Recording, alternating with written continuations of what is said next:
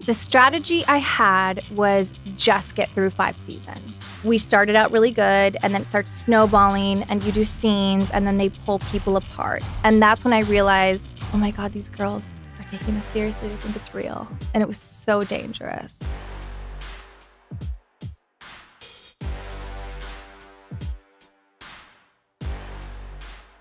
I am so excited to have you on the podcast because I feel like you have slayed reality television in a different way. You almost like Bethany Frankel'd it. That's the best compliment ever, by the way. I love her. For our generation. So I want you to take me back to the moment that you knew you were going to be on reality television and what went through your head.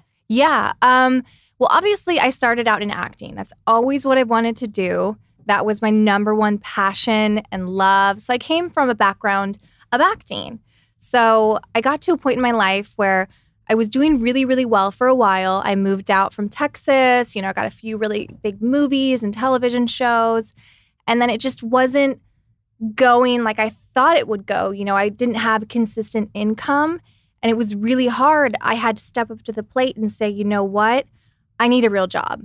I need a real job. So that's when I got into real estate. So I was in real estate for a few years. And then we got approached for a television show. And for me, it was an immediate yes. I was like, guys, we have to do this. We have to do it. And I was really the only one that was super hyped, super excited about it. Everyone was like, I don't know, for business, is this good? And I was just like, I want to have fun and I want to film. And this is exactly what I wanted. So I really pushed for it. Everyone was kind of like, I'm not really sure. So we shot a pilot and then it just took off and the rest was history. So when you get asked to do this, you're meant for the screen. Like you're in. What's going through your head?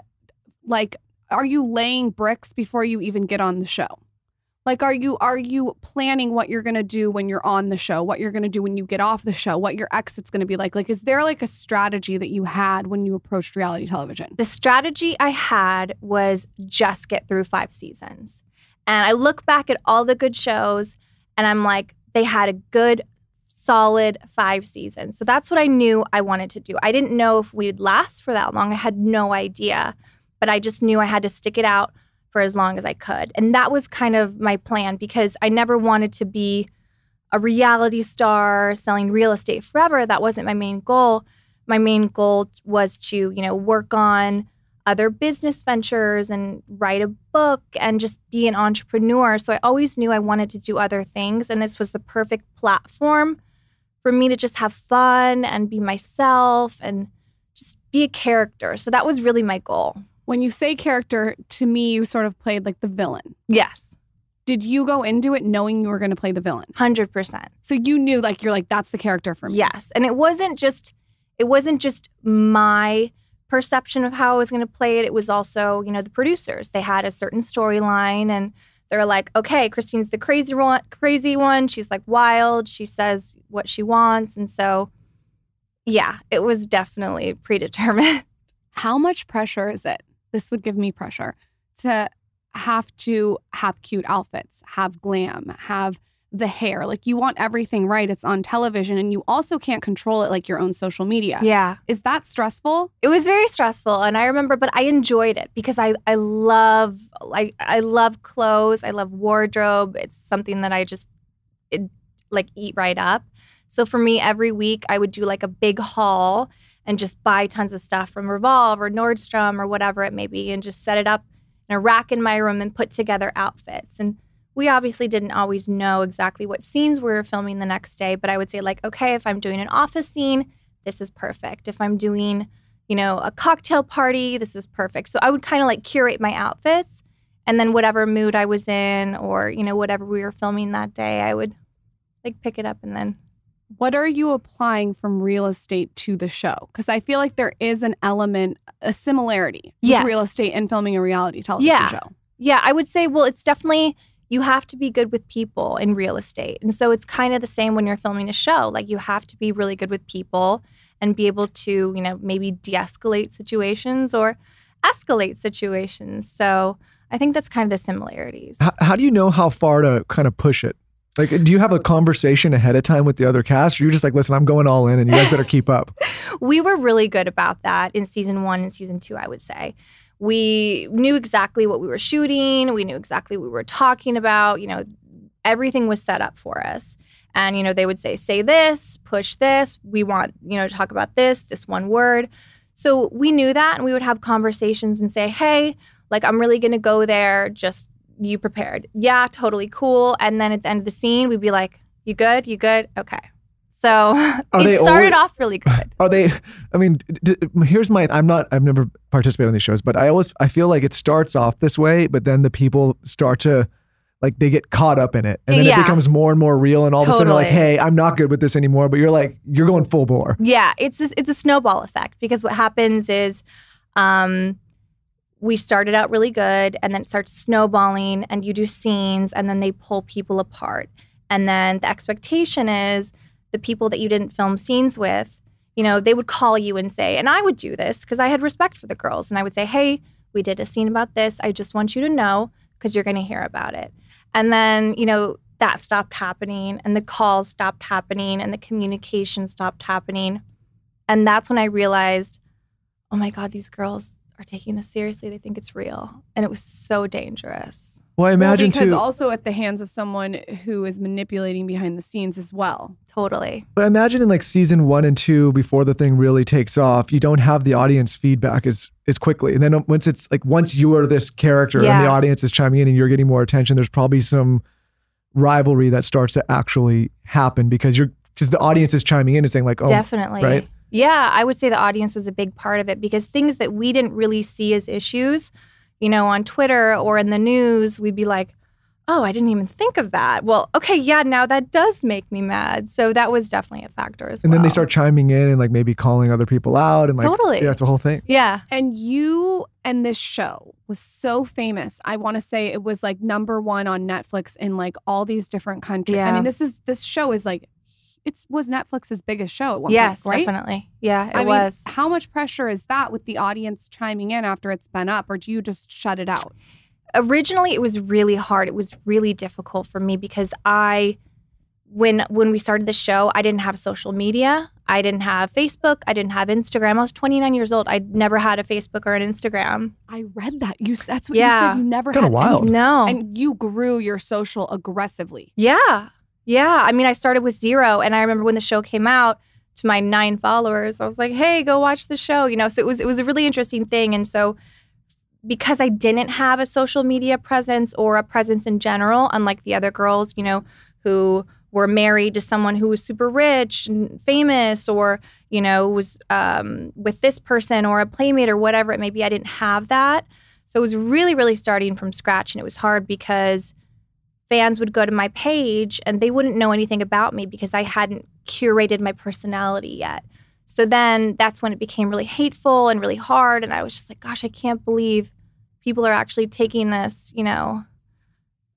I just can't believe they're thinking about it like that. I can't imagine going out of my way and my day to send someone like a hateful message that you don't even know. So it was really weird, but it took time. It took time for the audience to be like, oh, I fuck with her. I fuck with her. I don't mean to brag, but I loved you from the beginning. Thank Just you. because there's like a savviness to it all. Thank you. You know what I mean? And Michael always periperaling the show. I'm always tuning in, yeah. Always trying to watch what the juicy drama is. You always think I'm going to deny it. I'm like, I'm not going to deny it. Like, I got it, but I think what people need to realize, if there's no you on a show like that, what are we watching? And that's the thing, too, is I think it's getting a little more difficult because so many of the original cast members are no longer there. So the OGs, I would think, are myself and Maya. And Maya and I believe, were the comedic relief. And so Maya's gone. I'm gone. Davina was also a great pot stirrer. She's gone. She's a good pot stirrer. You know, so it's like, I don't really know. It's hard because you fall in love with that original cast that you watched. And then when they keep adding people, it just dilutes it. And then that original thing that you fell in love with during COVID that everyone loved just isn't there anymore. So I feel like you're doing it right though. You like kind of want to exit on a high note like that, and then say like, "Hey, look at Lisa Rinna." You know, I mean, like she's crushing it now. She did the right thing, and you know, she came to me, and I was so happy she did. She was like, "I'm leaving. Like, I wanted to tell you, but also like, I need help. I need some information. Like, what should I do?" And so I was like, "Girl, I got you. Like, you're gonna crush this." Leave the party early. That's your totally next book. Yeah. Well, you got to leave the party early, and then you set the bar for the next group, and it's like now people are going to be comparing it to what they watched with you. Totally. Right? It's like with Lisa Rinna too. She's really been the pot stirrer on that show for so long. Absolutely. I'm a huge fan of that show too. I know. And like without her, what I want to see, what are we watching? That's the thing. And I'm not going to tune in anymore because I loved her so much, and I love Erica too, but it was the combo of the two of them together that were so fierce, you know, and you can't recreate that, you know? So at what moment did you realize like that the tides were turning and all these girls were sort of turning against you, and they were kind of trying to almost, it felt like to me as a viewer, trying to like push you out? Oh, 100% they were trying to push me out. I mean, there's no doubt about that, because I was the only one that pushed back for things. You know, I was the only one that said, guys, this isn't right. Like, you should understand, like, you know, this is not in our contract. We don't have to do this. We don't have to put up with this. Like, what are those things? What kind of things are you pushing back on? Well, so many things, but even just the way they treated us and the way that they would say, you know, this is what we're talking about, even though in real life we actually had storylines and real things going on. They never wanted to cover it.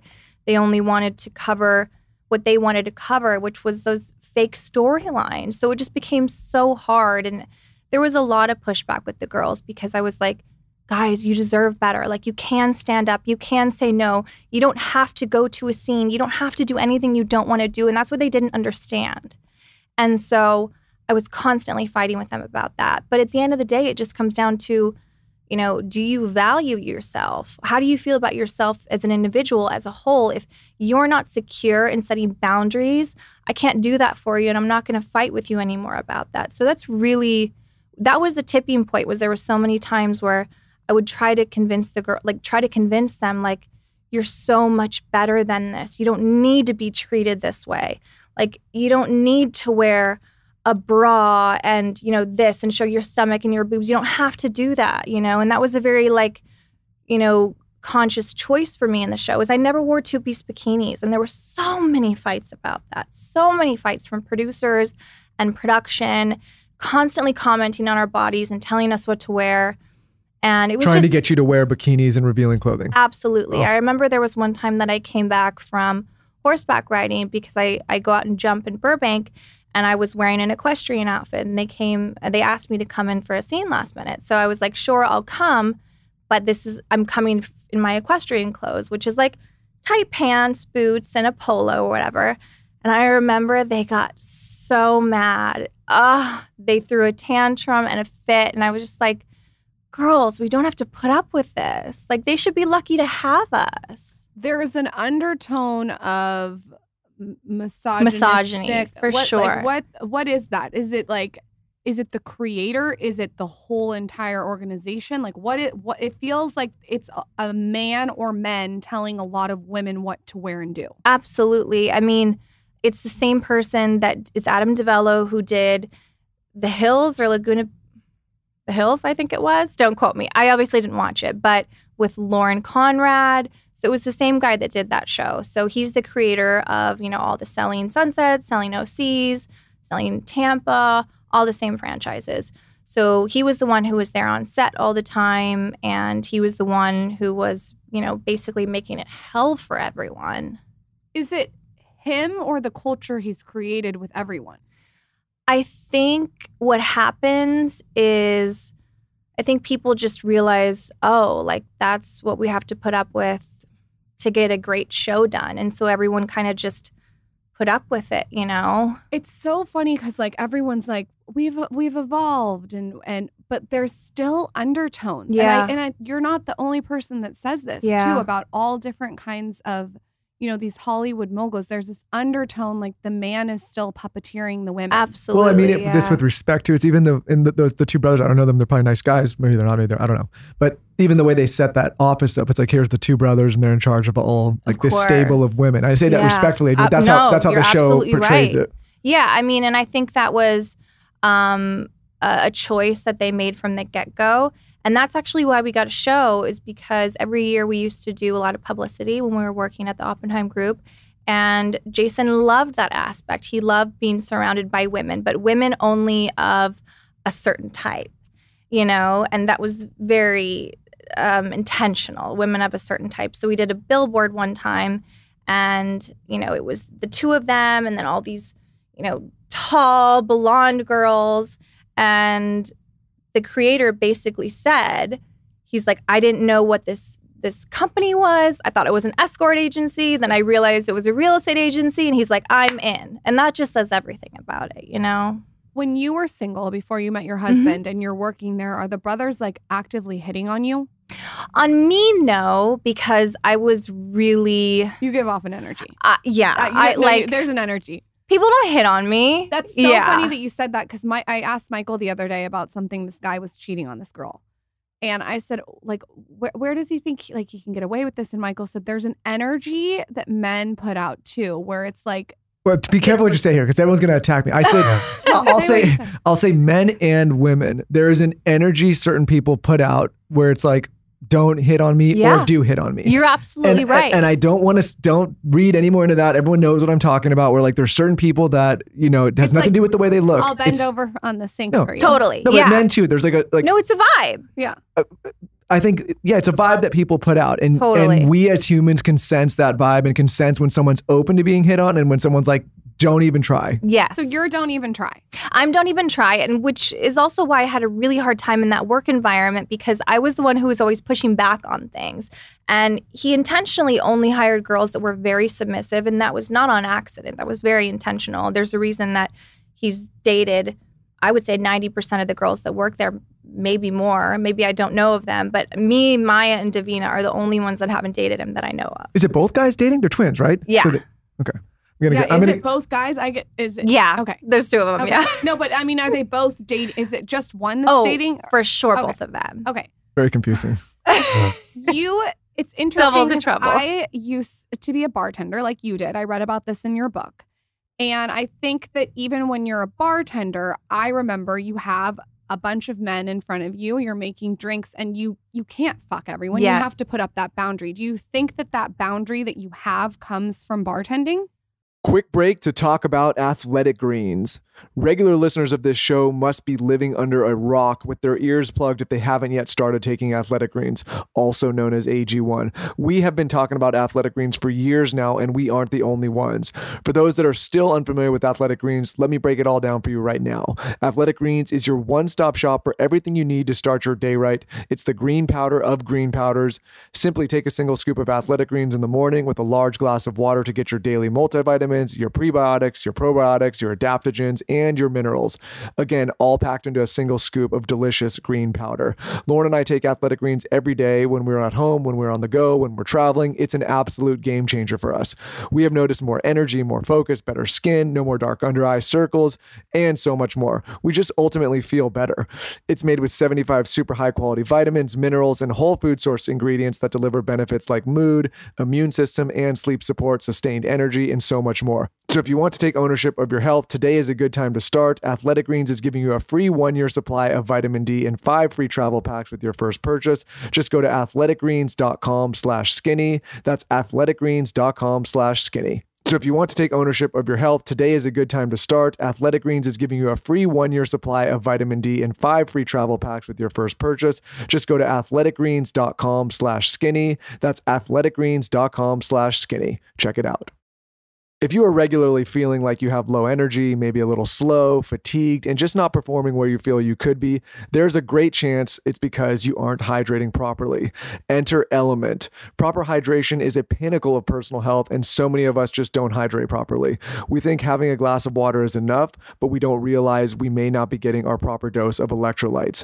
Our electrolytes can get depleted when we drink alcohol, when we work out, or when we are being active. So it's so important to replenish our electrolytes for proper function, which is why we love Element. For those that are unfamiliar with Element, Element is a tasty electrolyte drink mix with everything you need and nothing you don't. That means a lot of salt with no sugar. It contains a science-backed electrolyte ratio of 1,000 milligrams of sodium, 200 milligrams of potassium, and 60 milligrams of magnesium with none of the junk. No sugar, no coloring, no artificial ingredients, gluten, or filler, no BS. Lauren and I both take it during our workouts or when we just feel dehydrated. It's great for when we're flying and really anytime you deplete your hydration levels. We love it and know you will too. Right now, Element is offering our listeners a free sample pack with any purchase. That's 8 single serving packets free with any Element order.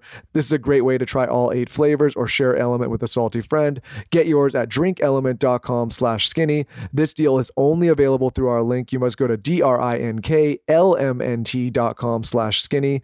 Element offers no questions asked refunds. Try it totally risk-free. If you don't like it, share it with a salty friend and they will give you your money back. No questions asked. You have nothing to lose. drinkelement.com/skinny.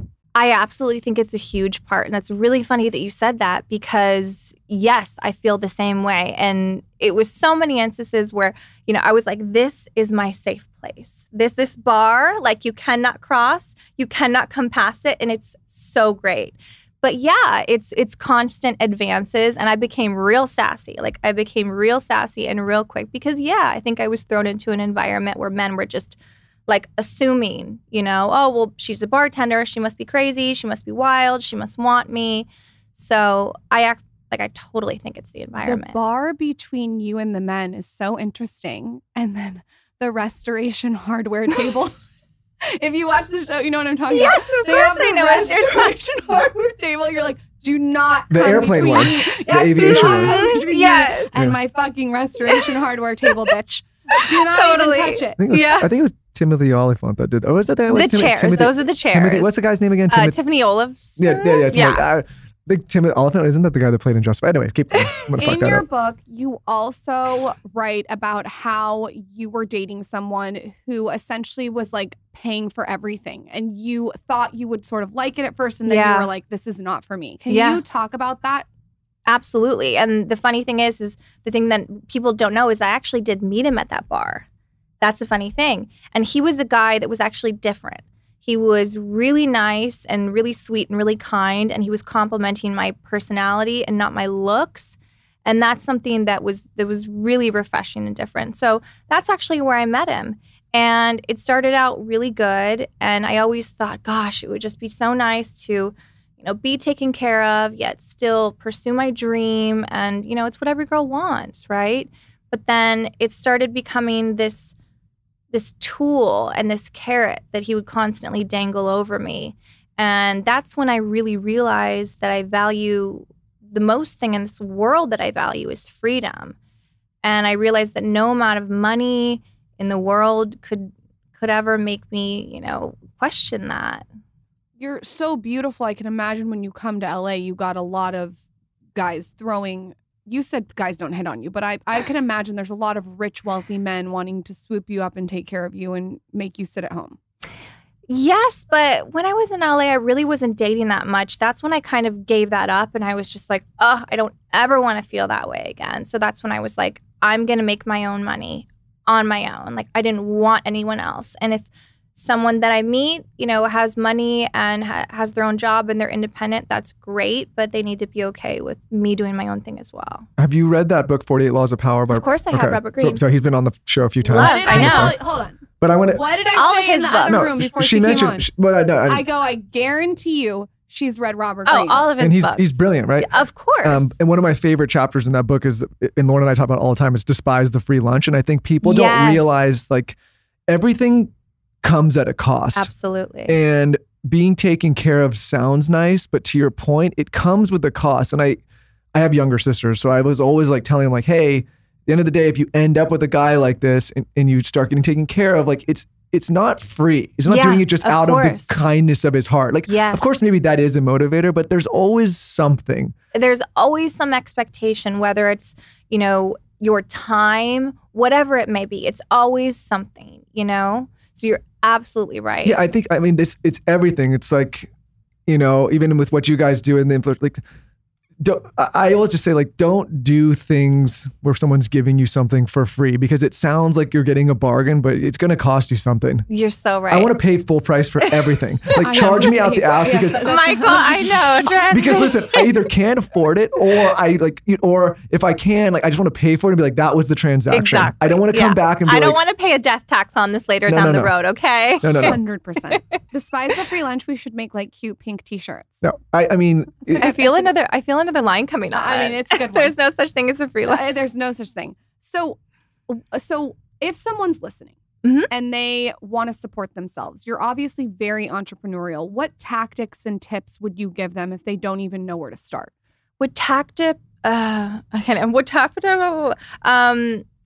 Tactics and tips for trying to be self-sufficient, basically? Yes. And say like they're a bartender. They're working in a service industry job. They want to break out. They want to start their own thing. It could even be real estate. Yeah. Well, I would say the most important thing that I realized over the years is don't have an ego.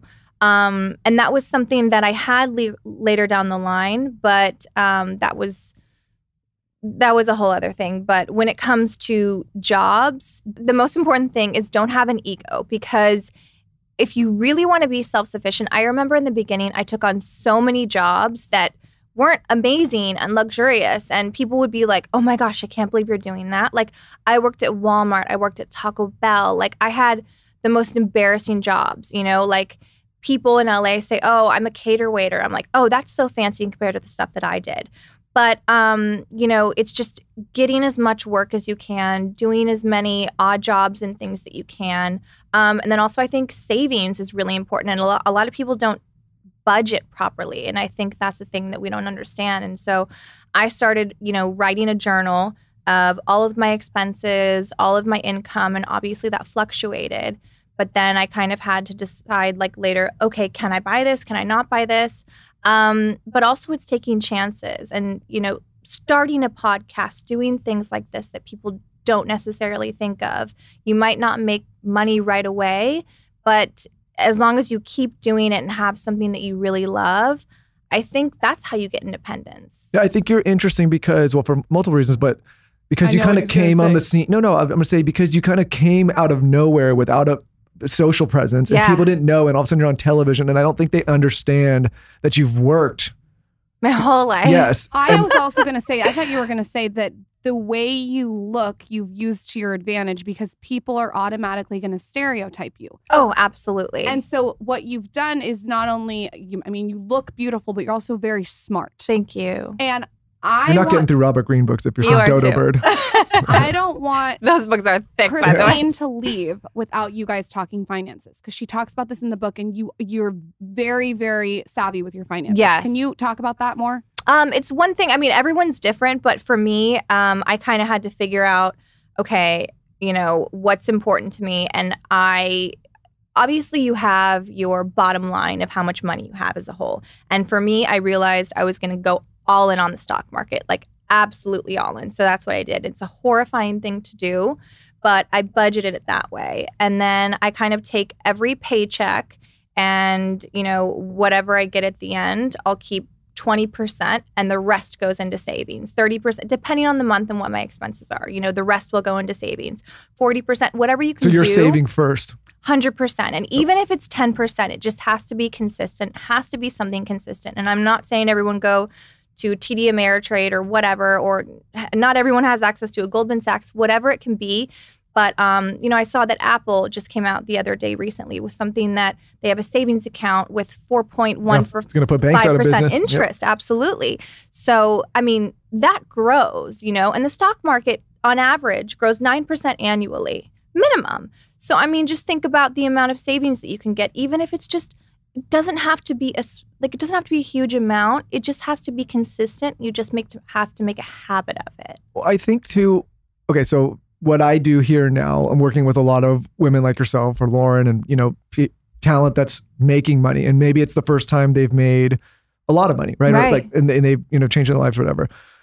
But I see a lot of people coming through these doors, and not just at Dear Media, but in other places. And it's kind of like the money spigot turned on, but there's no thought to like, I'm going to save or I'm going to invest, or it's just like, they think it's going to last forever. And we've kind of seen these up and down cycles for, 12, 15 years doing this. And it's like, you see a lot of people get washed out, and you also see a lot of people make it really big and then stop. Right. And I always feel bad. Like, man, if they would have just set a little bit aside during that time, they'd be fine. But people just, they don't think about it. They think the money's just going to last forever, and they never think about, oh, I'm going to set aside some for a rainy day. You're absolutely right. And, I come from Texas, so my paychecks were completely different than they are here in California, obviously. Tax, yeah. It's very, very different. So, I remember coming out here and I was like, whoa, this is crazy. I mean, you get half of the amount of money you were supposed to get because of taxes, obviously.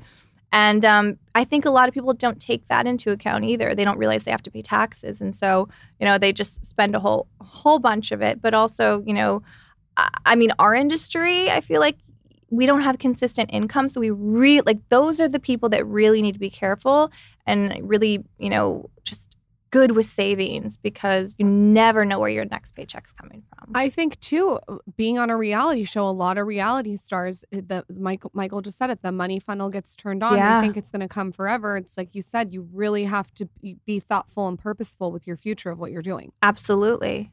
Did you manifest your husband? I did. Well, not him specifically, but I pretty much did. Yeah, I feel like I did. Talk to us about how you manifested him. Well, it kind of goes back to the house that I used to have the listing on that I talk about in my book. So I used to have a listing on this gorgeous house, and I've seen all the houses. I would sit in houses every Sunday and Tuesdays and go on open houses all the time. I knew everything on the market. But there was this one house that was so special. It was so gorgeous. And I used to sit there every Sunday, and by habit, I guess, but also by love, I imagined myself living there. And like, I didn't even make like a few grand in real estate at the time. Like, I had no money to my name. And so I would just be like, gosh, it would be so great to live here and, just have my husband bring me coffee. And I always wanted someone who wasn't like me. I always wanted someone who was like very nerdy and just a different personality type, very smart. I'm like opposite of me, very smart. No, but so I manifested a software engineer in a weird way, but I used to sit in that house and I would imagine a man like bringing me coffee downstairs. That was my husband. And so I feel in a weird way I did manifest my husband, and then also I manifested the same house that we live in now, because years later the house didn't sell. Years later it came on the market and I didn't recognize it. We went to go look at it and I was like, oh my God, this was the house I wanted to live in. We bought it. So I do feel like I manifested my husband and also the house. I mean, how crazy is it to be a real estate agent sitting in a house every Sunday, imagining this, and now you own the house? It's crazy to me because I never in a million years, the position of where I was at that moment in time in my life, like, I mean, $5,000 to me just blew my mind, let alone like a multi-million-dollar house. That just, it wasn't achievable, but in my mind, I don't know if it was just delusions of grandeur, manifestation. I don't really know what the difference is, honestly, because I was so convinced that somehow one day I would, and it happened, oddly enough. When you meet your husband, did you know right away? I knew he was definitely special. On the first date, he was really nervous. He was like sweating, I remember. And I was like, is this guy on crack? Like, he was sweating, his upper lip. He was like shaking. I was like, what the fuck? Is this guy on drugs? And I did like him. Then, he finally broke the ice and he's like, I'm a little nervous. I'm like, yeah, I can tell.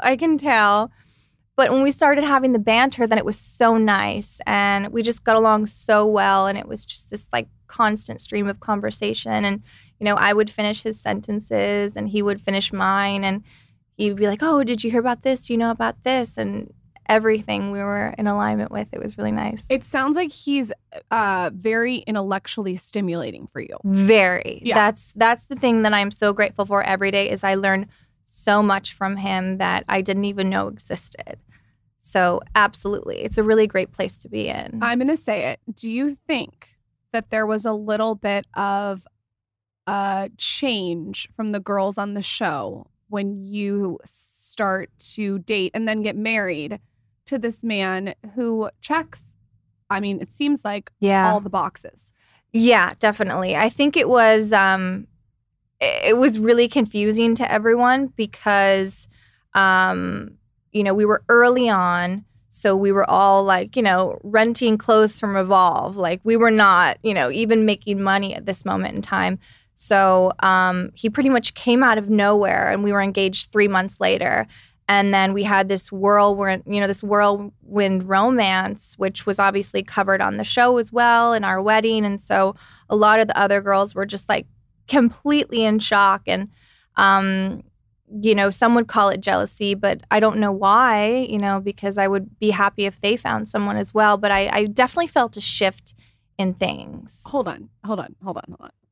The wedding that she had, she's like, I don't know why they were jealous. You should have seen this wedding. We have to play the clip, Taylor. This wedding was bigger than Kate Middleton's wedding in the castle. I've never seen a wedding like this in my entire life. Yeah, when you're describing it, I was picturing like you guys got married on the Revolve clothes, and then she's getting married, and she makes it sound like she had like an intimate wedding. This wedding, you guys, go Google. I will admit that I haven't seen the wedding episode, but as you were describing, I was like, oh, they must have like gotten like a nice marry, maybe out of the beach, couple of friends. Like, it was completely. Can you kind of describe the wedding? Well, there was like a fucking elephant or something that walked down the aisle. Well, there was a zebra at our engagement party, and then there was a lion for something else.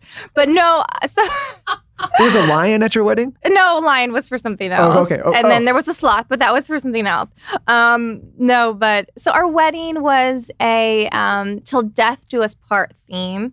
Like my aesthetic is very gothic Barbie, and if you see my house, you can come by. You'll kind of get the vibe. It's like very black, but then nature and roses and things like that. So I knew I wanted to do a wedding kind of like that. My husband didn't care, and in all honesty, I really didn't care about a wedding. I know that every girl dreams about it, and they're like, "Oh my God, I'm so excited about my wedding." I'm like the man in the relationship. I really am. I'm just like, as long as I'm in love and I'm happy with someone, I don't really care about all that stuff, and I don't really need to put on a show for anyone. However, at the moment in time that I was in, I was on a show and they wanted to see a show. So, we were pushed really hard to put a wedding together, and we put that wedding together in 2 months, and it was a gothic winter wonderland is the best way I could describe it. And so I was in a horse-drawn carriage, okay. A black horse-drawn carriage. I arrived to the chapel and, black horses in this black carriage. And then I walk in and it's all white. It's a winter wonderland, and there's huge LED screens projecting a snowstorm. And the second I walk down the aisle, it starts snowing. Okay. And then there's white swans. And then after we get married, the white swans turn into black swans. And then the whole venue immediately turns into a black gothic winter wonderland. And Phantom of the Opera plays. And I walk down the aisle to Sweep It Psycho. Yeah, now You made me walk down the aisle. I didn't even have anything to carry me down the aisle. I want a do-over. I'm sorry. I should have had carriages and swans and lions and tigers and bears. I want the Opera to play when the swans turn. Okay, well, I have a little bit of a better idea why some of the women might have turned on you. But here's what I respect about you. You just said it. You didn't really care, but if they want you to put on a show, you're going to put on a show. It's like you rally and you get it done to the best of your abilities. It seems to me that in every area of your life, you want to be the best version of yourself, and you expect a 10 out of 10 from the people around you and yourself. Yeah, absolutely. I mean, I could see she wants to put she's on a show. Well, this is why people have had these kind of conversations. Like, I think you have to, if you're going to do a show like yours, you have to do what you did. Because you can walk away from that experience now and have these kind of conversations, and people of all walks of life, like, I fucking get it. I understand. Where like some people do it and you're like, you didn't really get much out of that experience. You didn't really put on a show, and like, why, I'm not sitting here asking you, why would you do that? I'm like, I get why you did. There's a lot of people I'm like, why the hell would you do that? Totally. Right? I get what you're saying about not always dreaming about your wedding too. I felt the same way. That was not, I mean, sorry. I was kind of just like like, yes, it would be nice, but I mean, I would rather just spend that money and go on a nice vacation together. That's just me personally, and then have a nice dinner with family. Well, but I only did it because of the show, obviously. So after that wedding, like, did you notice a shift? Oh, absolutely. Yes, there was an immediate shift. Why. And I remember, all the girls were sitting there like, Zoolander style. I think I got the black lung when it was snowing. And I'm like, bitch, it's snowing at my wedding and you hoes can't even make it rain like $1. Like, stop. So yes, I did notice a shift in them for sure. The Skinny Confidential Him and Her podcast is sponsored by BetterHelp. Lauren and I have had the pleasure of sitting down with some of the world's top performers, entrepreneurs, athletes, authors, creators, celebrities, and so much more. One of the tools we see as a common denominator for all of these great performers is therapy. There has not been any high performer who has come on this show who has been active therapy who doesn't swear by the results. The problem is, for years, therapy has been challenging for many, whether it's because they can't afford it or they can't find a therapist, or maybe even they're just uncomfortable going into a therapist's office. This is where BetterHelp comes in. BetterHelp is a therapy entirely online that you can access from the comfort and privacy of your own home. Emphasis on comfort and privacy. It's convenient, flexible, and suited to your schedule. All you have to do is fill out a brief questionnaire to get matched with a licensed therapist. You also have the flexibility to switch therapists anytime for no additional charge. I love this service. Again, making therapy accessible, making it available for anyone who's thinking about therapy, whether it's to help learn positive coping skills, how to set boundaries, how to have better relationships, how to just be a better version of yourself, or even trying to overcome a trauma. Therapy can be beneficial for so many. So if you have been on the fence thinking about trying therapy, give BetterHelp a try. Find more balance with BetterHelp. Visit betterhelp.com/skinny today to get 10% off your first month.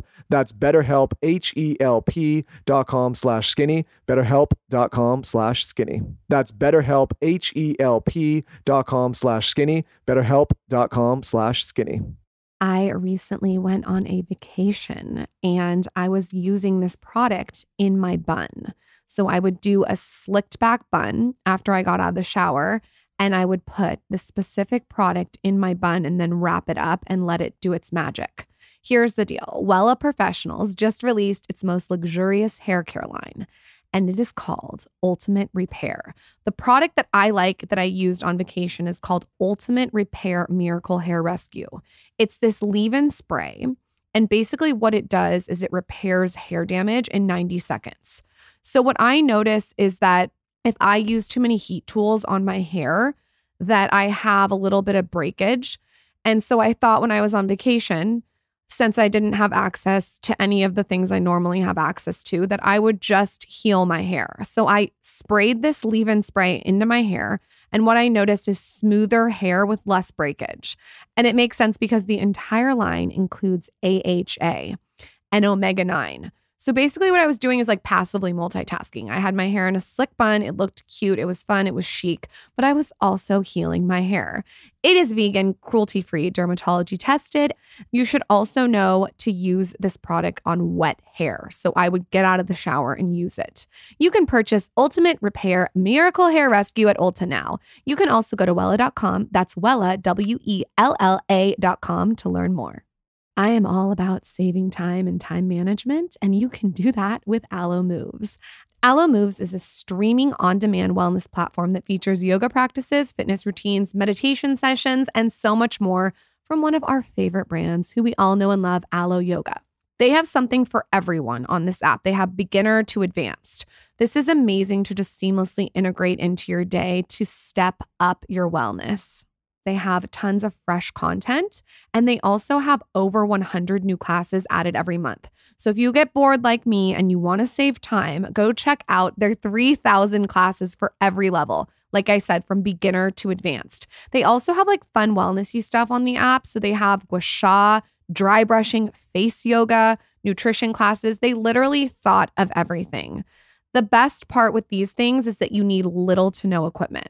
Alo Moves is all on demand when you want to do it, when you can do it from the comfort of your home. It's not just me that's loving Alo Moves. It was voted Best Wellness App of 2022 by InStyle Magazine and Best Yoga App of 2023 by Women's Health. For a limited time, Alo Moves is offering our listeners a free 30-day trial plus, get this, 50% off an annual membership. But you can only get this by going to alomoves.com and use code SKINNY in all caps. That's alomoves.com and all caps code skinny to get a free 30-day trial plus 50% off an annual membership. alomoves.com code skinny, all caps. One thing that drove me nuts, and I don't know if it was because I was pregnant, was the pregnancy. That was really, really rough. That was, you could tell was like an actual real thing with the show. I might not say one of the real things eloquently as I can, but basically you got pregnant and people said that you faked your pregnancy. And like there was a scene where you did yoga, but I heard somewhere else that you like filmed the scene separately. Of course. Maybe you can explain it better. Long story short, it started the biggest media storm I've ever been involved in. And that was because obviously we never shoot things chronologically. We shoot everything what they call evergreen, because just in case a storyline comes up, they want to be able to insert that here. So everything that we do is kind of like, a yoga scene or an office scene, and they can place it anywhere. So I was doing a yoga scene with one of the girls who wasn't supposed to be brought back into the show until episode 8 or 9, so the very end of the show. So, but we shot that early when I was pregnant. I was doing yoga and I was upside down on my head. I was very active in my pregnancy. But the way that they shot it is only from here up. And when I was doing headstands, they only showed me from the back and far away. So what happened was, it looked like on the show I had a baby, and then the next day I was upside down doing headstands, and yoga poses, and people were like, "Oh my God, you can't do that if you just had a baby. This is ridiculous. You didn't have a baby." And then so rumors started that I used a surrogate and I didn't even carry, and I'm like faking these bumps and like all these workout videos of me in sports bras on my. I'm like, I literally had like 50 videos. I would film myself all the time doing yoga. And I'm like, do people really think that, like, what? So it was just mind-boggling to me. But it was because the way that they edited it, it was from here up and it was from behind. So it shows that I had a baby. And then I was upside down doing yoga. And do they do that intentionally, or is that just like an honest mistake in editing? I think they did intentionally. I think they knew what they were doing because I had conversations with the producers, and I joked and I said, ha, ha, ha, ha, because, all the girls were saying, oh, your body hasn't changed. You're so skinny. You're probably using a surrogate. That's a fake bump. They were being funny. Obviously, they were being funny, right? And so the producers heard that. I was like, yeah, haha, I'm using a surrogate. This is fake. Obviously, that's not true. Everyone had seen me changing. They know that's not true.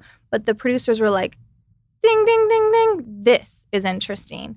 So I think that's what happened. But what's even crazier about what happened to you is that the way that you gave birth was so traumatic on you. And then they after she gave birth, they were so mean to you within the trauma of the birth. The audience or the cast? The cast members. Vibe. It was bad energy. I don't know. It was and I remember, people always used to say with Maya, they're like, Maya was always pregnant. They're like, she's the pregnant girl. Don't fight with her. You can't fight with the pregnant girl. And that was like a thing. That was like a thing between the cast. But for me, that rule did not apply. But it was like the second I had my baby, I didn't even have a break. I was back to filming after a week because they were pressuring me so hard. And so that was when I said, fine, I'll show up to a scene and I don't want any drama. And that was what ended up being the finale. And that was literally like a week and a half, maybe after I had my emergency C-section. And I said, I'll come at the very end. And then the second I walked up, it was just like a swarm of an intervention. And that's when I said, okay, I'm out. I'm done. I can't do this anymore. And that was so hard for me. That was so hurtful because it's like I was so hormonal. I was going through postpartum, the whole 9 yards, and then filming a reality show on top of that. It was like, forget it. I mean, I can't even imagine leaving the house a week and a half after. Yeah. I mean, that's a lot. Yeah, it was. I mean, I could hardly walk. Like it was so painful to even stand. I've never had a C-section, but I've heard that like you're supposed to be like laying down. Yeah, it was awful. How did you know that you had to have an emergency C-section? Like what alerted you? Well, I honestly believe it was the stress of work. I really, really do because we were filming a scene and the anxiety of the show was getting to me. And all of a sudden my water broke. Basically, we filmed a scene. I drove home. 5 seconds after I got home, all over the floor. My water broke. Literally 5 minutes after I got home from work. And I know it was because of the stress of the scene, the anxiety and the stress of the scene. I just know it. So my water broke, and then my husband rushed me to the hospital. And the second I got there, I was 10 centimeters dilated already. So I couldn't have an epidural. I couldn't do anything. They were like trying to have me push, the vacuum, the whole 9 yards. I mean, without epidural. Meanwhile, you know, the cord was twisted and the heart rate on the baby was going down. And so they had to make a really, really quick decision and I had to go have an emergency C-section really quick. And they did it in, I can't remember, but it was a record time because both of our heart rates were dropping and they were worried that both of us weren't going to make it. And so they sewed me up so quickly that they had to, after, send me through an x-ray machine because they didn't have time to count their tools. Yeah, wow. It was rough. And then they make you go on film a week and a half later? Yeah. I mean, yeah. Looking back, do you wish you just said no? Yeah, I do. Yeah. I really do, because I was like, I would rather be at home with my son. I'd rather be at home with my family. Like, I didn't want to be there. And I knew at this point I was already checked out. And also, like, you can't perform. You can't, no. You're like on stage. Now that I like look back too on that scene when everyone like confronted you, it's fucked up. Yeah. It was really bad. It's almost like a little bit like taking you when they knew you were your weakest. 100%. Yeah. Well, and again, don't take this the wrong way. I witnessed Lauren go through postpartum and obviously 2 births, but like you're not thinking as clear as you would be now. But you know, yeah, I mean, like, absolutely not clear. I mean, I'm not. I wasn't thinking clear. Absolutely not. I mean, you just went through a trauma. Yeah. With the thing too that I think about pregnancy is like you envision yourself in the hospital at 40 weeks, like. That was my goal. I wanted candles and aromatherapy, and I was like, yes. And so what people don't realize is not only are you mourning, like, what's just happened, you're mourning the vision that you had in your head, too. Absolutely. And I think that kind of just gets discredited. And the x-ray machine is like, I mean, that's traumatic. Yeah. It's traumatic. And my doctor couldn't even make it. So they were looking for... My doctor didn't even make it in time. A tool that they might have accidentally like left in you because they were going so fast? Yeah, basically what they do, because I was in labor when I arrived at the hospital, you know? So I was already way past the point of when I should have been in the hospital. They had to go lightning speed. So my doctor couldn't make it in time. So my ultrasound doctor who was at the hospital was the one who had to do it. So he was the one who did the surgery, and they were going so fast because what happened is the nurse came up to my husband because both of us were alternating. And so he's like, we're going to prioritize both, but if we have to pick one, I need you to choose. And so my husband was just like, both, you have to do both.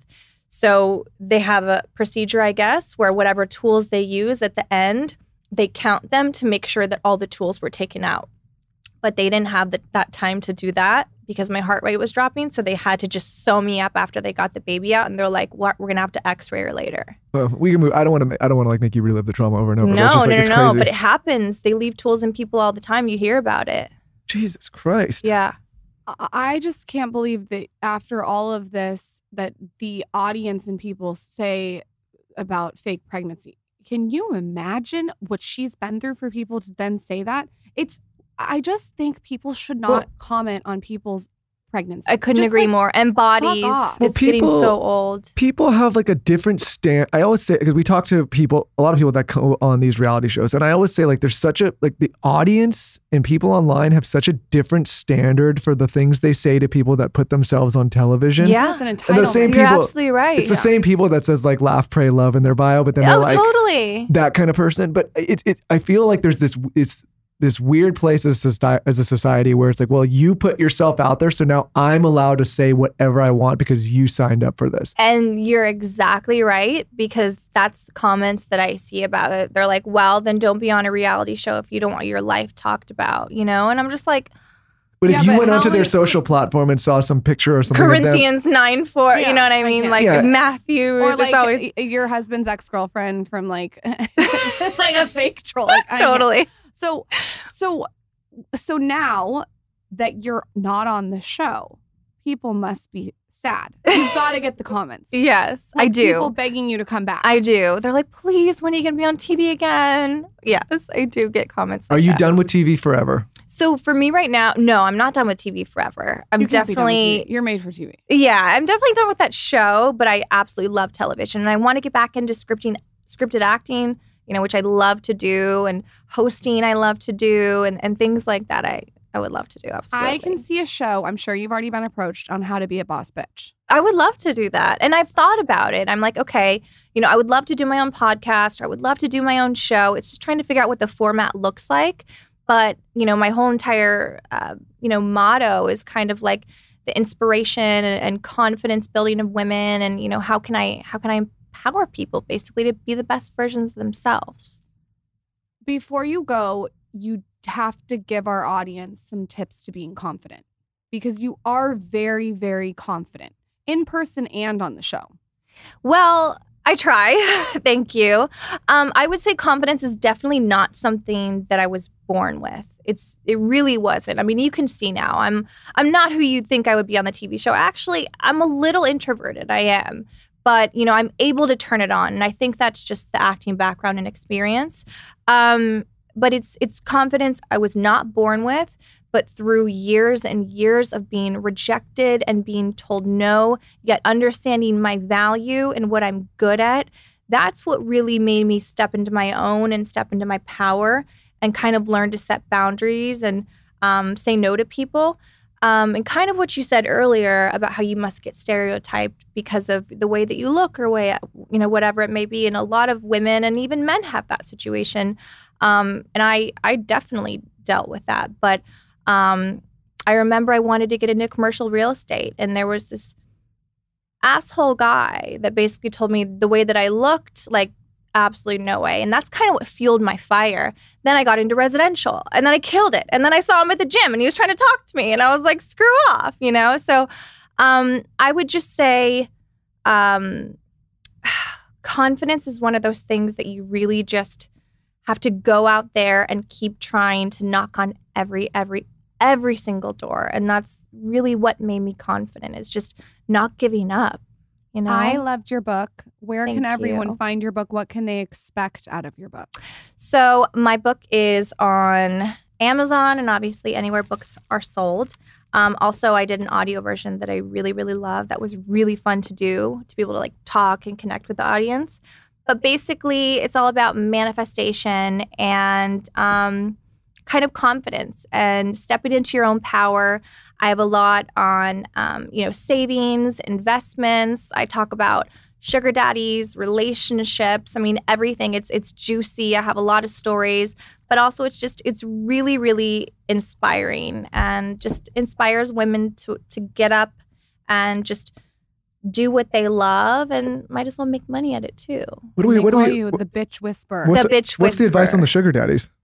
The advice on the sugar daddy? You got to give us a one line. Okay. The advice on the sugar daddies is never quit your day job and never lose your freedom. And that's the number one mistake that I did, was I quit my job. He wanted me to quit my job for me. And that's the number one thing that I regret. So is a sugar daddy somebody that's classified as a wealthy man that basically says, okay, his pubes are probably gray, right? Right? Well, I was 21 and he was 40, but he was really good looking. So salt and pepper.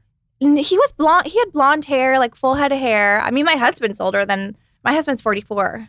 So, yeah. But 40's not that old, right? No, I don't think 40's old. No, but when I was 20. So what you're saying is is you don't recommend being in a situation where someone signs up for a sugar daddy, but then leaves all of their own efficiencies behind and just relies on this person. The problem with the sugar daddy, though, and you say this in your book, is that it's like despise the free lunch. A lot of them want you to quit your day job. Yeah. So you have to have enough conviction and because it confidence makes you more dependent to say, on them. No. And that's that. I mean, if I were in that situation now, it would be a totally different thing. I would know what to ask for. I would know to say, no, I'm not quitting my job because I make this much at work. And then what they're going to do is say, oh, I'll give you that. No, you lose your independence. You lose your freedom. You lose your sense of self. So you just have to have your own thing going on. And then sure, if someone wants to pay your bills and take you out to dinner and buy you caviar, like, of course, who wouldn't want that? But just don't lose yourself in the process. No, you're not a sugar daddy, if that's what you're asking. No, I'm looking. You're not a sugar daddy. I'm a fucking sugar daddy for you, bitch. I'm looking for a sugar mama. I am a rich man. Yeah, I am a rich man. I love that. Jayla, what are you saying? Where do we find a sugar mama? Is your mic not on again? No, it's on. It's just not in the headset. Where do we find a sugar mama? Taylor wants a sugar mama. I want a sugar mama. A sugar mama. I retract what I said. I want the free lunch now, Lauren. I'm done. I am giving sugar mama You are. undertones.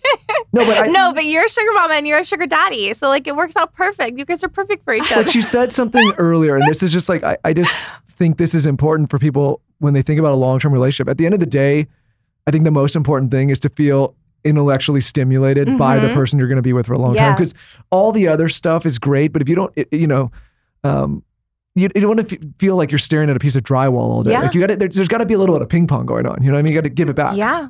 And my husband, I will be completely transparent. My husband would love it if I never worked again. He would love it. And he's tried. And we've had many conversations. He's like, but don't you love being like a wife and a mother and being at home? Because he's retired. And I'm like, yes, I do. But I can also have my things and do my things. So I took, what I learned from my book and applied it to my life now. And that's what made me set boundaries. And now I'm in the best position ever. Wait, so essentially you are the sugar mama since he's retired and you're working. I actually am the sugar mama. I'm the only one that's making income in this household right now, actually. For years, you're right. Taylor. She's not am. I saw his eyes when you walked in. It was like a dog about to devour kibble. She's not giving off that kind of energy. I know she wasn't giving off the energy to you, and so it immediately blocked you. And you I think the energy was shut down, Taylor. I just want to make sure you understand that very clearly as you're back there behind that wall. There's no energy for you. Where can everyone go follow you on Instagram, buy your book, support what you're doing, all the things? Yes, I am on Instagram as the Christine Quinn, and my book is available on Amazon and Kindle, and obviously anywhere books are sold. How to Be a Boss Bitch, and I know you guys will love it. It's just so cute and juicy, but very inspirational and a great motivational book.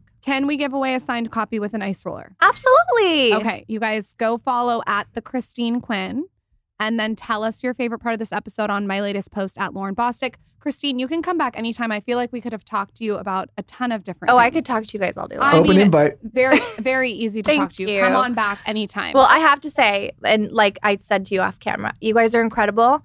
I have seen all the podcasts that you've done. I've been a fan for so long.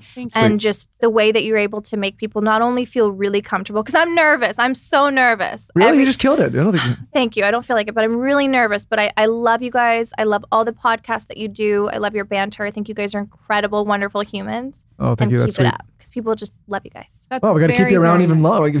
Great. We don't get compliments like that. Well, I mean, honestly. That was very nice. One of the nicer things people have said to us. Thank you. Thank you, Christine. Thank you.